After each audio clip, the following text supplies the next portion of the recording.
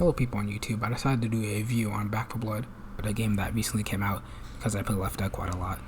Also, a lot of people who worked on this game made Left 4 Dead, so I thought why not give it a try. I played the beta version of the game. It was exciting for the first playthrough. If you don't know what Back 4 Blood is a survival horror multiplayer game where you, the cleaners, which are basically survivors, fight off the villain, which are zombies. Let's start off with weapons. There are a good amount of weapons in this game. There were a lot more than I expected at first. The weapons feel pretty realistic and satisfying to shoot.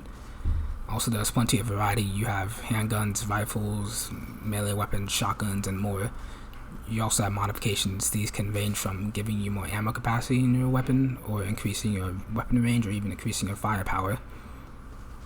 Now we move into the hub world of this game, which is the base that fits the game pretty well and it's compact. You have an area with weapons and modifications. You can practice your aim with the target dummies. You can even fight other players in the combat area.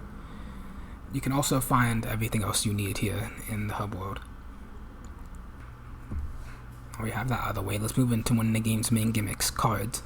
Cards get more of a build aspect. It's good to have a strategy when you pick your deck. Cards have different classes such as offense, defense, utility, and mobility. The game will also play cards against you as corruption cards. Corruption cards allow for a more random experience. You should also choose a pretty wide variety of cards, that way you can have your best chance of countering corruption cards, unless you are trying to go for a specific build. It's up to you.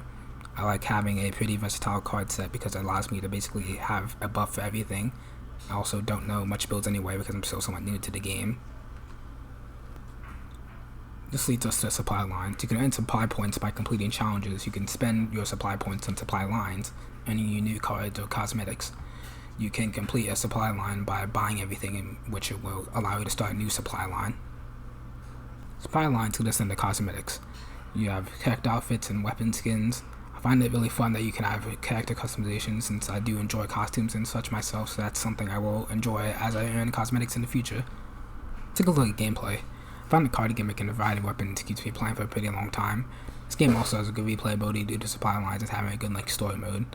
The story mode provides a good amount of challenge even on normal difficulty. However, one thing I stress is make sure you play with actual players. I feel like this game can get pretty boring fast if you aren't playing with anybody, so usually I would like to play online more than by myself. I feel this way with Left 4 Dead as well.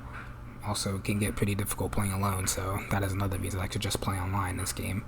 I enjoy the currency and the vendor system in story mode, as you can buy a lot of things from it that can help you on your run, especially if you're stuck on a level. However, a campaign isn't the only thing you can do. You can also play a versus mode called Swarm, where one team has to hold out for as long as possible and the other has to beat that time.